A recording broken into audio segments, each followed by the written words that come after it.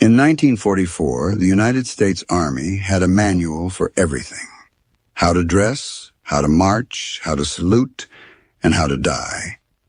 Jake McNeese read that manual, used it to light a cigar, and then proceeded to single-handedly rewrite the rules of airborne warfare. The Army wanted soldiers who followed orders without question, men who saluted on time, kept their uniforms pressed, and never talked back to officers. Jake McNeese was not that soldier. He beat up military police, stole a train while drunk, and once threatened a staff sergeant over butter. And somehow this man would become one of the most decorated paratroopers of World War II. 4 combat jumps, 2 Bronze Stars, 2 Purple Hearts, the French Legion of Honor. He would save the 101st Airborne Division at Bastogne when everyone expected him to die. He would complete impossible missions and then watch his own Air Force bomb the bridges he had just secured.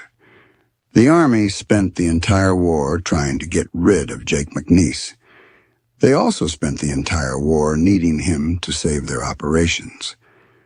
This is the story of a man the system couldn't contain and couldn't survive without. James Elbert McNeese, also known as Jake McNasty, was born on May 24, 1919, in Maysville, Oklahoma. He was 9 of 10 children in a family of Irish-American and Choctaw descent. The Great Depression hit Oklahoma hard. The McNeese family moved to Ponca City in 1931, scraping by like everyone else. Jake learned to hunt, fish, and trap before he learned algebra. When you're one of 10 kids during the Depression, you either help feed the family or you don't eat. He had his first full-time job at 10 years old. He worked through high school and kept working after graduation. By 1939, Jake was a firefighter for the War Department, working at the Pine Bluff Arsenal. He gained experience handling explosives, skills that would matter very soon. When Pearl Harbor was attacked on December 7, 1941, Jake was exempt from the draft. Firefighters were essential workers, but Jake didn't want to be exempt. He wanted to fight. And not just fight anywhere. Jake wanted to jump out of perfectly good airplanes, land behind enemy lines, and blow things up. On September 1, 1942, Jake McNeese enlisted in the United States Army and volunteered for paratrooper duty. The extra $50 a month didn't hurt either. He was assigned to the Demolition Saboteur Section of the 506th Parachute Infantry Regiment, 101st Airborne Division. The Army had no idea what they had just signed up for. Jake arrived at Camp Toccoa, Georgia, and immediately established himself as 2 things: the best soldier at any task the Army could throw at him, and a complete nightmare for his chain of command. It took exactly 1 week for the first incident. Jake was in the chow hall, getting his meal. He asked for butter with his bread. The staff sergeant running the line said no. Most soldiers would have accepted this and moved on. Jake was not most soldiers. He beat the staff sergeant unconscious over butter. The entire chain of command had an emergency meeting. On one hand, you cannot have privates assaulting staff sergeants over condiments. That's not how armies work. On the other hand, this is exactly the kind of aggressive lunatic you want dropping behind enemy lines to blow up bridges. They let it slide. A few weeks later, Jake was running the demolition course. He didn't just complete it. He set the course record, faster than anyone in the history of the training program. His commanding officer walked over to congratulate him. Jake looked the man in the eye and said if he thought that was impressive, he should see what Jake could do when he had some butter once in a while. The Army was beginning to realize they had a problem. At this point in the war, the 101st and 82nd Airborne Divisions had a policy. Every new recruit was promoted to private first class after 31 days of training. The reasoning was simple. These men had dangerous jobs ahead. Many wouldn't come home. The Army wanted them making a little more money to send back to their families before they died. Every single recruit got this promotion after 31 days. Jake McNeese got it, lost it, got it again, and lost it again. The Army's paperwork simply couldn't keep up with a soldier who was promoted for skill and demoted for behavior in the same week. Jake didn't care about rank. He didn't care about money. He didn't care about military protocol or looking good for inspections. Leadership now had a serious problem. Jake was too valuable to lose. But they couldn't have him mingling with regular soldiers and infecting them with his attitude. Their solution was innovative. They put Jake in his own platoon, by himself, made him the acting platoon sergeant despite whatever rank he currently held. Then every time they got another soldier just like Jake, a talented troublemaker the Army couldn't control, they shipped him over to join Jake's unit. The Dirty Five became the Dirty Seven. The Dirty Seven became the Filthy 13. The Army had accidentally created a monster. Jake and his men finished the first phase of training. They were given a pass to go into town one last time before shipping out to Fort Benning for Airborne school. They went to a bar. They got drunk. They ran into military police. One of Jake's men started talking back to an MP. The MP raised his nightstick to beat the soldier. Jake stepped in. He told the MP to let it slide. In Jake's own words, the man was so drunk he couldn't hit the floor with his hat in 30 throws. The MP told Jake to mind his own business and turned to strike. That was a mistake. Jake beat both MPs unconscious. He took their Colt .45 pistols, emptied all the ammunition into a nearby street sign, handed the empty guns back to the military police, and said now they could take him to jail. The next morning, Jake's commanding officer showed up at the stockade. He wasn't there to punish Jake. He was there with an offer. The Japanese held the world record for the longest forced march. The commander wanted to break it by having soldiers march 136 miles from Toccoa to Fort Benning. He thought Jake and his men might be able to do it. Was Jake interested? Jake said 136 miles wasn't a problem. He wouldn't change his socks, and he wouldn't get a blister. For anyone who's never done a ruck march, that's an insane claim. The kind of thing that would get most soldiers laughed out of the room. Jake did it. His men did it. They broke the record. The Army was beginning to realize something important. Whatever Jake McNeese said he could actually do. The problem was everything he did in between. By 1944, Jake and the Filthy 13 were stationed in England, preparing for the invasion of France. The unit had earned its nickname through creative hygiene practices. They refused to bathe more than once a week. To save their water rations for cooking wildlife, they poached from a nearby manor. The Army was eventually billed $10,000 for the damages. Nobody seemed surprised it was Jake's unit. But the training incidents were about to get much worse. A few weeks before D-Day, Jake stole a train. He got drunk in town and missed his ride back, so he found a train and drove it to base himself. A private in the United States Army, while intoxicated, committed grand theft locomotive and somehow navigated it back to his military installation. The Army didn't know whether to court-martial him or promote him. They also discovered that Jake had blown up part of his own barracks. The official classification was somehow recorded as high spirits rather than felony sabotage. First Sergeant Albert Miller and the company commanders knew Jake was the regiment's secret weapon. They just had to keep him out of prison long enough to use him. June 5th, 1944. The invasion of Normandy was hours away. Jake's unit had been assigned a mission that bordered on suicidal.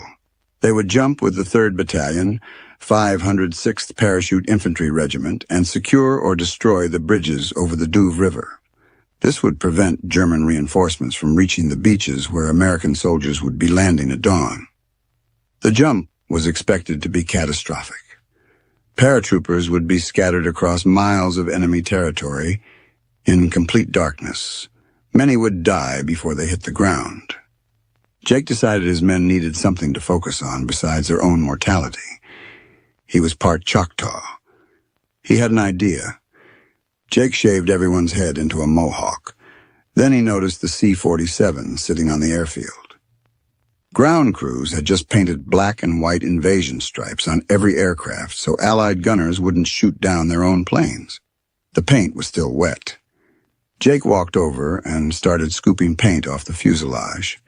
He applied war patterns to his face, then started painting his men. A Stars and Stripes photographer was there to capture it. Those images would become the most iconic photographs of the American Airborne Forces in World War II. When people think of D-Day paratroopers, they think of the filthy 13 in war paint. Jake later explained his reasoning. If the Germans were already scared of paratroopers, this would make them look completely insane. His son would later describe Jake's thinking more simply. Making them look crazier couldn't hurt. Their commanding officer was Lieutenant Charles Mellon. He was one of the few officers who actually got along with Jake's unit. In a few hours, Lieutenant Mellon would be dead, and Private Jake McNeese would be leading the mission. The planes took off after midnight on June 6, 1944. Jake's unit jumped into darkness over France with the 3rd Battalion. The drop was a disaster. Paratroopers were scattered across miles of countryside. The thick cloud cover made it impossible for pilots to maintain formation. Anti-aircraft fire ripped through the transport planes. Some men died when their parachutes didn't have time to open. Others drowned in flooded fields the Germans had created as defensive measures. Jake landed alone in an open field and immediately started moving toward his objective. The first friendly face he found was a fellow paratrooper named Lou Lip, who had broken his back during the fall and couldn't move. He kept moaning their training phrase over and over. There was nothing Jake could do for him. After 2 hours of dodging German patrols, Jake started linking up with other American soldiers. They stumbled into a German headquarters, opened fire, and killed everyone inside. Around 3 in the morning, they reached the Douve Canal. Jake would later describe what he found. Lieutenant Mellon was dead. So were several other members of the Filthy 13. Some had been captured. Some were still missing. Of the 20 men Jake led into Normandy, he would come out with 2. But the mission wasn't finished. The bridges still needed to be secured, and Private Jake McNeese was now in command. Jake gathered what was left of his men and every straggler he could find along the way. They pushed toward the Douve River bridges near Bravans. No officers. No communication with higher command. Just a private leading a handful of survivors toward their objective. None of that mattered to Jake. The mission was the mission. They reached the bridges and accomplished their objective. The Filthy 13 secured the infrastructure that would prevent German reinforcements from counterattacking the landing beaches. Then they dug in and waited, fighting off German probes for days. Colonel Robert Sink, commanding officer of the 506th Parachute Infantry Regiment, had no communication with Jake's sector. He had no idea his men had succeeded. Sink looked at the situation and made a reasonable assumption. Given the catastrophic drop, the heavy casualties, and the complete radio silence, he concluded the mission had failed. So Colonel Sink ordered P-51 Mustangs to destroy the bridges at Bravon. The bridges Jake McNeese and his men had just secured at the cost of half their unit. Their own Air Force bombed them. Think about what that means. They completed the suicide mission. They held against German counterattacks. They watched their friends die. And then American planes destroyed their own objective because command assumed nobody could have survived. Jake and his remaining men held their position until June 8th, when they were finally relieved by the 327th Glider Infantry Regiment. The Filthy 13 had accomplished the impossible. Command just didn't know it yet. Jake survived D-Day. The Filthy 13 was rebuilt with replacements. And in September 1944, they jumped again. Operation Market Garden was supposed to be the operation that ended the war by Christmas. Paratroopers would seize bridges across the Netherlands, creating a corridor for Allied armor to drive straight into Germany. It didn't work out that way. Jake's demolition platoon was assigned to defend 3 bridges over the Dommel River in Eindhoven. They took the bridges without a fight. Then the German bombers came. The bombing of Eindhoven killed or wounded half the men in Jake's platoon. The survivors fought their way through tanks and infantry, removing German explosives from bridges, improvising constantly. Jake found an abandoned German truck and drove his men into town. They dodged 88mm artillery rounds and fought house to house. For the rest of the campaign, the demolition men secured the regimental command post and protected wire-laying details. Jake was promoted to platoon sergeant. Given his performance, it was the only rational choice. Then he went AWOL to Paris. When he came back, Captain Gene Brown had an offer. The Army was getting rid of troublemakers. Brown liked Jake, but couldn't protect him anymore. There was one option: volunteer for Pathfinder School in England. Clean slate. New start. Jake thought about it. Pathfinder missions were supposed to be suicide runs, jumping ahead of everyone else to mark drop zones. But the war had to be almost over, right? He probably wouldn't even make another jump. Then he remembered something else. Pathfinder School was in Chalgrove, England, near Oxford, a major university town where all the young men were off at war. Jake volunteered immediately. Half the surviving Filthy 13 followed him. They thought they were done making combat jumps. They were wrong. December 1944. The Germans launched their final major offensive of the war. 30 German divisions smashed through American lines in the Ardennes forest. They created a massive bulge in the Allied front and surrounded the town of Bastogne. The 101st Airborne Division was trapped inside that town. They were running out of ammunition, food, and medical supplies. The weather was brutal. Snow, freezing temperatures, almost zero visibility. Air resupply was nearly impossible because pilots couldn't see the drop zones. The 101st was dying. Someone had an idea. Send in the Pathfinders to set up beacons and guide the supply planes. Jake McNeese had just settled into his comfortable training assignment in England. Clean sheets, hot food, no combat. Then his commanding officer informed him the Pathfinders were jumping into Bastogne. The expected casualty rate was 80 to 90%. The mission was effectively suicide. Jake had volunteered for Pathfinder School specifically to avoid making another combat jump. Now he was being dropped into the most desperate battle of the war. 20 Pathfinders jumped into the frozen hell of Bastogne on December 23, 1944. They were descending at 160 miles per hour in the dark, using parachutes they couldn't steer, into a surrounded position where German forces outnumbered the defenders. Everyone expected most of them to die. The Pathfinders landed. One man died on the drop. That was a 5% casualty rate, compared to the expected 80 to 90%. Jake McNeese had beaten the odds again. They immediately got to work.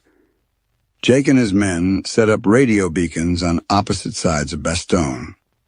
They knew the Germans could triangulate their signals and call in artillery on their positions. So they improvised. One team would call in a resupply drop, then pack up and move.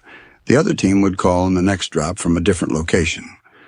They bounced the signal back and forth all day, never staying in one place long enough to get killed. The numbers tell the story. In 5 days, 20 Pathfinders guided in nearly 1,000 resupply aircraft.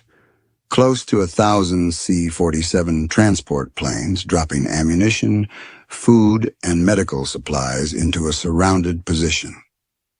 20 men, 1,000 planes. The entire division's survival. The 101st Airborne received enough ammunition, food, and medical supplies to hold until General Patton's Third Army broke through the German lines. Of the 20 Pathfinders who jumped into Bastogne expecting to die, 19 walked out. General Dwight D. Eisenhower would later say that the aerial supply drops and the Pathfinders who made it happen were the reason for America's success at Bastogne. Colonel Sink put Jake and his men in for Silver Stars. Then Sink changed his mind. In his opinion, they were just doing their jobs. He downgraded the recommendation to Certificates of Merit. It would take decades for those to be upgraded to the Bronze Stars they deserved. That's the Army Jake McNeese served in. Save the division, spend the rest of your life fighting for recognition. Most paratroopers made one combat jump during World War II. 2 was unusual. 3 was rare. Jake McNeese was about to make his 4th. In February 1945, Patton's advance had outrun his supply lines.